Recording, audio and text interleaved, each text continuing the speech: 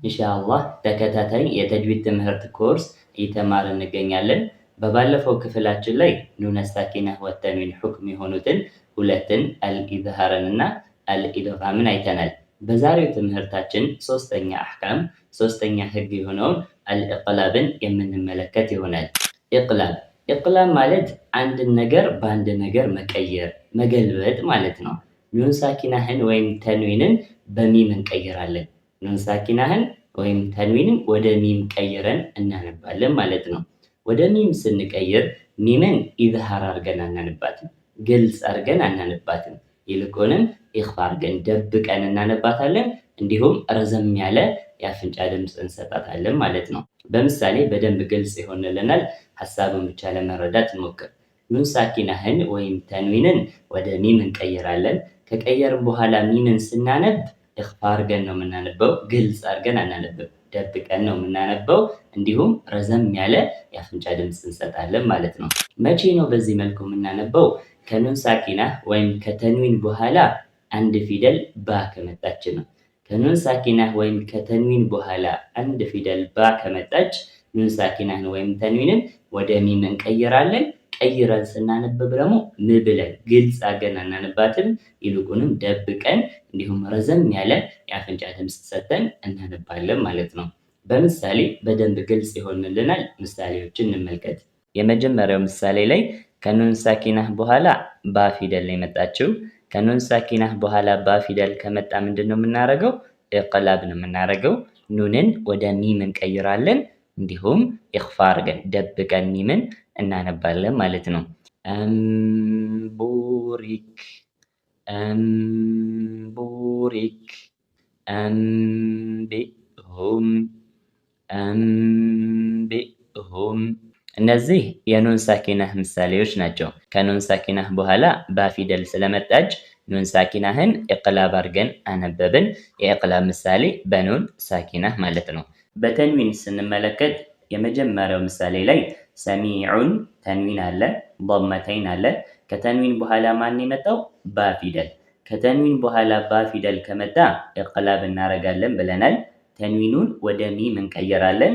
ስንቀይር ሚሟን ኢኽፋ አድርገን ነው ደብቀን ነው የምናነበው። እንዲሁም ረዘም ያለ የአፍንጫ ድምፅ እንሰጣለን ማለት ነው። ሰሚዑን በሲር ሰሚዑን በሲር። በዚህ መልኩ ማለት ነው።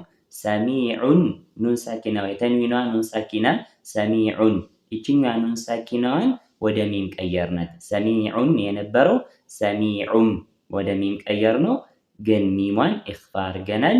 እንዲሁም ረዘም ያለ የአፍንጫ ድምፅ ሰጥተናል ማለት ነው። ሰሚዑን በሲር። ሁለተኛውም ተመሳሳይ ነው። ጀዛአን ቢማ ጀዛአን ቢማ። ሶስተኛው ላይ ሸይኢን በሲር ሸይኢን በሲር።